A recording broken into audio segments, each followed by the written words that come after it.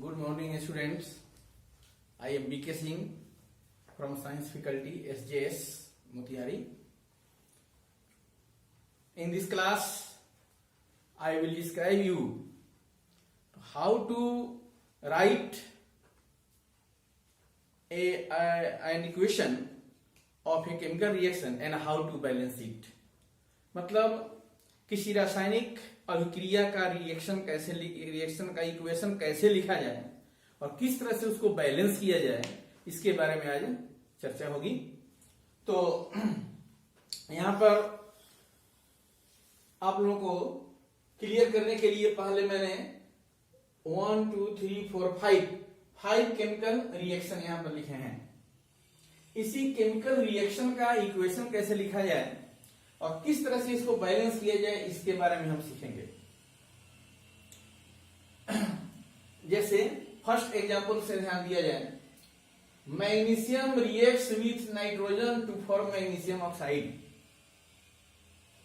पहले वाले क्लास में हम डिस्क्राइब किए थे कि जब भी केमिकल रिएक्शन लिखा जाए उसमें यह ध्यान देना है कि अगर वह मेटल होगा तो रिएक्शन लिखने में सिंगल लिखना पड़ता है एटॉमिक फॉर्म में।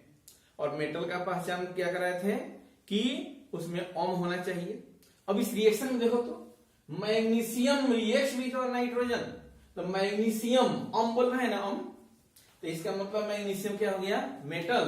तो मैग्नीशियम कैसे लिखाएगा, Mg एटॉमिक फॉर्म में। Mg रिएक्ट विथ तो क्या साइन देना होगा, प्लस। नाइट्रोजन, अब नाइट्रोजन बोल रहे हैं तो नाइट्रोजन में ओम तो नहीं है, इसका मतलब नॉन मेटल है। तो नॉन मेटल है तो उसमें ट्रिक क्या बताया था आपको कि नॉन मेटल में पिसिकस नहीं ना है, फास्फोरस, सिलिकॉन, कार्बन, सल्फर। अगर यह उसमें से चारों में से नहीं है तो क्या बताया थे, उसके नीचे हमेशा क्या डिजिट लिखना होगा, 2 लिखना होगा। तो ठीक वही देखो, तो नाइट्रोजन पिसिकस में नहीं है तो नाइट्रोजन N लिखेंगे और N के नीचे क्या लिखना होगा, 2 लिखना होगा। तो magnesium reacts with nitrogen to form, तो केमिकल रिएक्शन में इक्वेशन का साइन है ये दे दिया गया, टू फॉर्म। और क्या बनाता है, मैग्नीशियम ऑक्साइड। अब magnesium oxide not magnesium oxide, nitrogen है तो क्या लिखेंगे, magnesium nitride, magnesium nitride. Oxygen यहां रहता तो यहां पर मैग्नीशियम ऑक्साइड सही हो जाता। अभी नाइट्रोजन लिखे तो क्या लिखेंगे, मैग्नीशियम नाइट्राइड। अब मैग्नीशियम नाइट्राइड का फॉर्मूला वही लिख सकता है जिसको पॉजिटिव नेगेटिव याद होगा पूर्ण रूप से।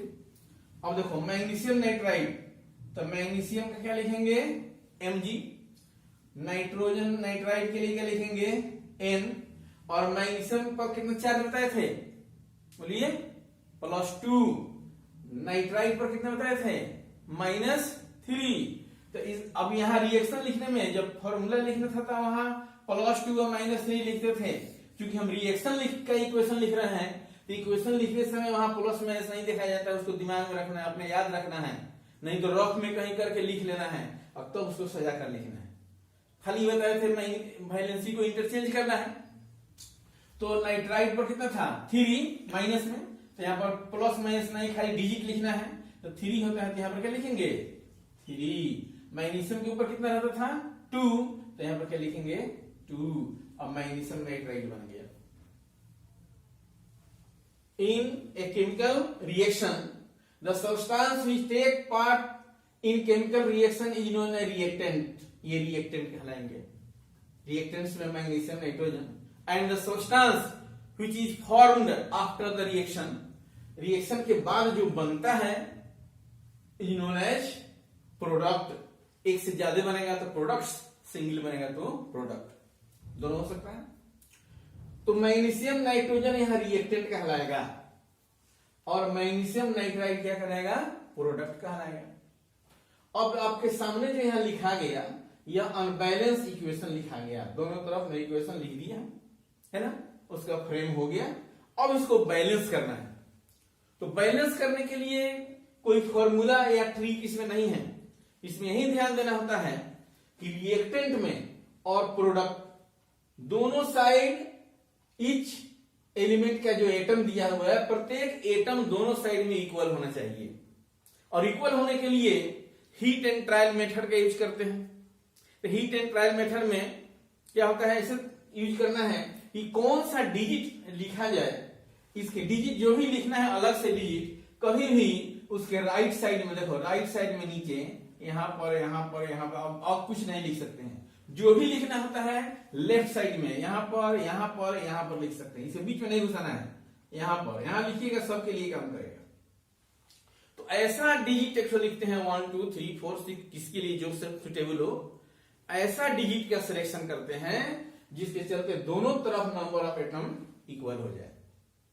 और उसके लिए यह भी ध्यान देना है कि ऑड नंबर जो होता है ना, ऑड नंबर को इवन बनाने का अगर प्रयास करेंगे ज्यादा तो जल्दी बैलेंस हो जाता है। अब यहां देखो, मिलाइए, नाइट्रोजन कितना है यहां पर 2, यहां भी नाइट्रोजन कितना है 2, तो नाइट्रोजन ठीक है। मैग्नीशियम कितना यहां पर है 3, यहां पर कितना है 1, तो इसलिए अगर इधर हम 3 लिख देते हैं तो मैग्नीशियम 3 तो यहां भी 3 हो गया, नाइट्रोजन 2 तो यहां भी 2 हो गया। अब दोनों तरफ नंबर ऑफ एटम इक्वल हो गया, तब बोलेंगे कि क्या हो गया, यह बैलेंस हो गया। तो इसी को बैलेंस रिएक्शन कहेंगे। इस तरह से प्रयास करते करते बहुत सारा रिएक्शन को प्रयास करेंगे, इक्वेशन लेकर के तो बैलेंस करने आ जाता है। इसमें कोई टेंशन नहीं है। मेन काम है इक्वेशन का पहले रिएक्शन लिखना। तो रिएक्शन लिखने में जो पहले से बताते आ रहे हैं वही बात ध्यान रखना है। पॉजिटिव निगेटिव, एसिड होगा तो एसिड, कुछ कंपाउंड आएंगे उस सब का नाम याद रखना होगा। सेकेंड रिएक्शन पर आइए, फास्फोरस रिएक्ट्स विथ क्लोरीन। अब फास्फोरस तो पहले सिंबल लिखा जाए, फास्फोरस एलिमेंट लिख रहे हैं तो फास्फोरस का क्या होगा P। अब P लिख दिए। अब यह सोचना है कि देखो फास्फोरस अम्ल नहीं है तो नॉन मेटल तो होगा ही, तो नॉन मेटल में अगर पिसिकस में आता है तो अकेले लिखा जाता है। तो P मैंने फास्फोरस ये है, पिसिकस में आ गया इसलिए इसको अकेले लिखा जाएगा, तो फास्फोरस अकेले लिखा जाएगा।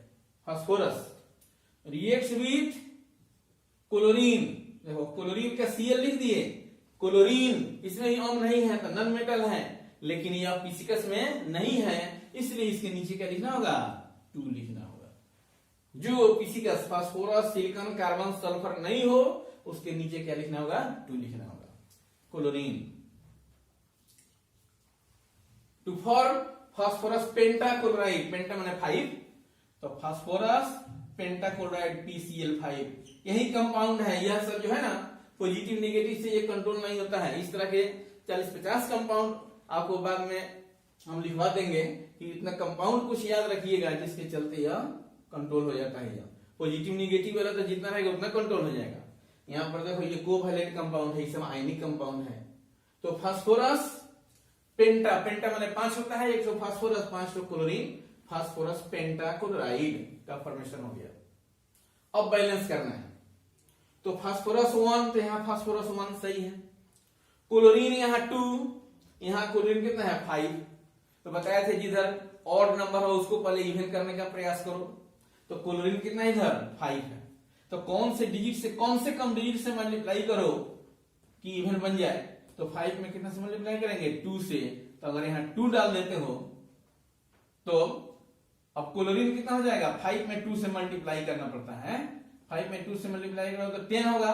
यहाँ पर क्लोरीन कितना है 2 है, तो यहां भी अगर 5 से मल्टीप्लाई करेंगे रख देंगे तो 10 हो गया। तो क्लोरीन आपका कितना हो गया 10, यहाँ भी 10। और फास्फोरस 2, यहाँ पर 1, यहाँ पर 2 लिख देंगे। अब यह बैलेंस हो गया। एक और आप बात आपको बता देते हैं आपके सहूलियत के लिए, फास्फोरस और सल्फर, वास्तव में फास्फोरस का एटॉमिसिटी 4 होता है, वो टेट्रा एटॉमिसिटी वाला है। फास्फोरस को हम लिख सकते हैं P और P4, P और क्या लिख सकते हैं P4, जो आपको मन करे P या P4। ये इसका एटॉमिसिटी पूछेगा तो 4 कहेंगे। इस पर भी रिएक्शन सही होता है, इस पर भी रिएक्शन सही होता है। जब P पर आ जाता है तो इसको लिखने सहूलियत दे दी है तो क्या जरूरी है P4 लिखने का, इसी से काम चलाया जाता है। दो के लिए सहूलियत आपको दिया गया है, फास्फोरस के लिए और सल्फर के लिए। सल्फर एस या S8 भी लिख सकते हैं, सल्फर को क्या लिख सकते हैं, S8 भी लिखा जा सकता है, या खाली S लिख सकते हैं। तो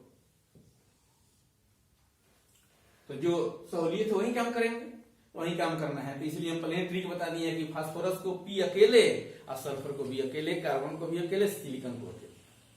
देखो इसी आधार पर आयरन रिएक्ट विथ सल्फर आ गया। आयरन में तो हम नहीं है, लेकिन क्या बताए थे, आयरन लोहा, फेरम तो हम आ गए ना, फेरम है, इसलिए सिंबल लिखेंगे Fe। मेटल है तो अकेले लिखा गया। रिएक्ट विथ सल्फर, देखो सल्फर आ गया तो S सल्फर पिसिकस में है, अकेले रहेगा। टू फॉर्म फेरस सल्फाइड, तो फेरस सल्फाइड FeS।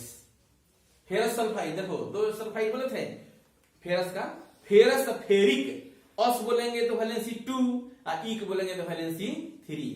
तो फेरस बोले हैं तो फेरस पर 2 होता है, सल्फाइड का भी 2 होता है, तीसरे नीचे कोई डिजिट नहीं लिखा गया है, इसका भी 2, इसका भी 2 कैंसिल, तो FeS लिखा जाता है फेरस सल्फाइड। जब इसको बैलेंस करने के लिए देखेंगे तो मिलाएंगे, आयरन कितना है 1, यहां भी आयरन कितना है 1, सल्फर कितना है 1, तो यहां भी सल्फर कितना है 1, ये अपने आप बैलेंस है। बहुत सारा रिएक्शन अपने आप बैलेंस हो जाते हैं, तो ये बैलेंस हो गया। इस रिएक्शन को देखा जाए, aluminium reacts with sulphuric acid. देखो एसिड का नाम लिखा था ना, अपने याद कर लिए होंगे पूरा, 14 ठो एसिड का नाम लिखवाए थे इसके पहले वाले क्लास में, तो बोले थे कि एसिड आ सकता है रिएक्शन में। तो aluminium reacts with sulphuric acid, तो एल्युमिनियम का क्या सिंबल होता है Al, मेटल है तो अकेले दिखाएगा Al। सल्फ्यूरिक एसिड क्या फॉर्मूला होता है H2SO4, sulphuric acid, H2SO4 sulphuric acid का। अब रिएक्शन के बाद क्या बन रहा है, sulphuric acid to form aluminium sulphate. फिर देखो एल्युमिनियम सल्फेट कंपाउंड लिखना है, आयनिक कंपाउंड हो गया एल्युमिनियम सल्फेट। तब देखो एल्युमिनियम का क्या लिखेंगे अब Al और सल्फेट का SO4। अब मिलाइए, एल्युमिनियम की वैलेंसी कितना है 3, सल्फेट पर कितना होता है -2, तो सल्फेट का -2 तो यहां लिखना पड़ेगा 2 हो गया, एल्युमिनियम का 3 लिखना होगा, एक से अधिक एलिमेंट है इसको ब्रैकेट में डालना होगा और तब यहां पर 3 लिखना होगा। अब एल्युमिनियम सल्फेट बन गया, कितना बन गया एल्युमिनियम सल्फेट। तो aluminium sulphate and hydrogen gas is released. इसमें कौन आगे निकलता है, गैस कौन रिलीज होगा, हाइड्रोजन गैस। तो हाइड्रोजन गैस के लिए प्लस दे देंगे और हाइड्रोजन को क्या लिखेंगे H2। और किसी रिएक्शन में और पीछे गैस रिलीज होता है तो एरो ऊपर दिया जाता है। कोई प्रिसिपिटेट कोई रिएक्शन हो, पेंदी में कोई चीज बैठ रहा होगा, रिएक्शन में एक तरह का प्रैक्टिकल चीज है, जब देखेंगे जिस कंटेनर में रिएक्शन कराया जाता है कोई चीज उसके बॉटम में बैठ रहा है तो समझना कि वो प्रिसिपिटेट बनता है, तो उसके लिए एरो नीचे दिया जाता है, गैस निकलता है तो एरो ऊपर दिया जाता है। तो इसको लिख सकते हैं, देखो हाइड्रोजन के ऊपर ऐसे एरो दे दिए तो समझ लो कि ये गैस रिलीज हो रहा है, हाइड्रोजन गैस इज रिलीज। अब देखो एल्युमिनियम ट्रायल मेथड करना है, यूज करना है एल्युमिनियम। तो पहले रिएक्शन में सही हो गया, सल्फर यहां पर 3 है, यहां पर सल्फर कितना है, सल्फर 1 है, यहां पर सल्फर कितना है 3 है। तो अगर हम क्या करते हैं, इसके लिए अलग से भी रब कर सकते हैं, लिखने में कुछ गलती हो सकती है, गलती हो तो फिर काट कर फिर मिलाकर लिखिएगा, इसीलिए ट्रायल मेथड करते हैं।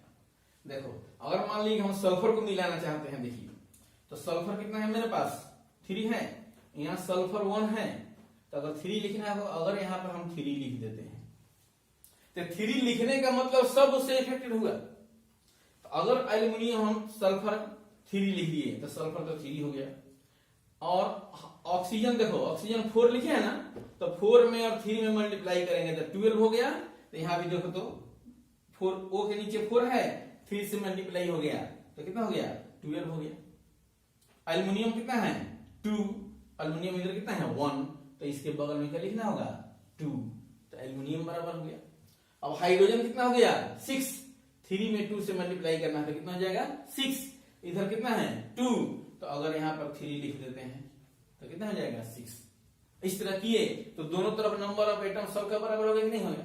Aluminium 2, aluminium 2, hydrogen 6, hydrogen 6, sulphur 3, इसके चलते 3 तो 3 4 है, यहाँ पर 3 से मल्टीप्लाई कर, जिसके नीचे जो डिजिट रहेगा ना उसी से मल्टीप्लाई करें, नहीं कि सल्फर ऑक्सीजन के नीचे 4 है तो सल्फर से मल्टीप्लाई कर नहीं करेंगे, इसके नीचे 1 है तो इसको 3 ही मानेंगे।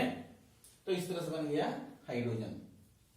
और इसका देखो कैल्शियम ऑक्साइड, कैल्शियम ऑक्साइड, फिर फॉर्मूला आ गया पॉजिटिव नेगेटिव वाला, कैल्शियम ऑक्साइड तो क्या लिखेंगे CaO, कैल्शियम का वैलेंसी +2, ऑक्साइड का -2, दोनों का इक्वल हो गया ना, इक्वल हो गया तो नीचे कुछ नहीं लिखेंगे CO हो गया। Calcium oxide reacts with water, water का फॉर्मूला क्या होता है H2O, जल, वाटर जल H2O, to form calcium hydroxide. अब कैल्शियम हाइड्रोक्साइड का फॉर्मूला लिखना है तो कैल्शियम का Ca, हाइड्रोक्साइड का OH, कैल्शियम का वैलेंसी 2, OH का वैलेंसी 1, तो 1 तो यहां नहीं लिखाएगा तो इसका 2 लिखाएगा, एक से ज्यादा एलिमेंट है इसलिए इसको ब्रैकेट में डालेंगे तब तो यहाँ 2 लिखेंगे। कैल्शियम हाइड्रोक्साइड हो गया। बैलेंस रिएक्शन चेक करना है, कैल्शियम 1, यहां भी कितना है 1, ऑक्सीजन मिलाओ 1, एक वहां पर एक यहां पर मिलकर 2, तो यहां पर देखो ब्रैकेट दिए है ना तो 2 से मल्टीप्लाई है तो यहां भी ऑक्सीजन 2 कहलाएगा 2, हाइड्रोजन 2 तो हाइड्रोजन भी कितना हो गया 2, और इस तरह से ये रिएक्शन अपने आप बैलेंस हो गया है। तो इस तरह से बुक में बहुत सारे, आप बुक से प्रैक्टिस भी कर सकते हैं, बहुत सारा केमिकल रिएक्शन दिया होगा, उस रिएक्शन का इक्वेशन लिख देना है, और दोनों तरफ ऐसे ही नंबर ऑफ एटम के होने चाहिए इक्वल हो जाना चाहिए। यही ट्रायल रफ में पहले कर लेंगे, गड़बड़ी होगा तो जब नंबर ऑफ एटम बराबर हो गया तो वहां पर लिख लेंगे, दोनों तरफ बराबर होना चाहिए, क्योंकि सबसे पहले दिन बताए थे कि to obey the law of conservation of mass it is essential to balance a chemical reaction. Law of conservation of mass के रूल को ओबे करने के लिए केमिकल रिएक्शन को बैलेंस करना क्या होता है आवश्यक होता है ना। तो इस तरह से लिखेंगे बैलेंस रिएक्शन। नेक्स्ट क्लास में आपको बताएंगे, अब मेन टॉपिक पर हम आ गए, हम केमिकल रिएक्शन इक्वेशन का बैलेंस सब में चलेगा, जितना चीज पढ़ाएंगे सब में रिएक्शन आएगा, उसको बैलेंस करना है। अब आगे की क्लास में हम लोग देखेंगे टाइप ऑफ केमिकल रिएक्शंस, साथ ही साथ बैलेंसिंग चलेगा, फिर अभी वो रुकेगा नहीं। Type of chemical reaction, chemical reaction कितने प्रकार के होते हैं, है ना, उसका डिफिनीशन क्या होगा, एग्जाम्पल क्या होगा। अब मेन काम है अब डिफिनीशन और एग्जाम्पल याद करते चलना है, और इस तरह से जब ये कंप्लीट होगा तब आपका यह चैप्टर कंप्लीट होगा। तो नेक्स्ट क्लास में आपको बताएंगे chemical types of chemical reactions. बताइए इसमें कोई दिक्कत नहीं ना, सब समझ गए? तो समझ गए तो ठीक है, अगर इसमें कोई प्रॉब्लम हो तो फिर हम मेरे पास कांटेक्ट कीजिएगा, मेरा कांटेक्ट नंबर है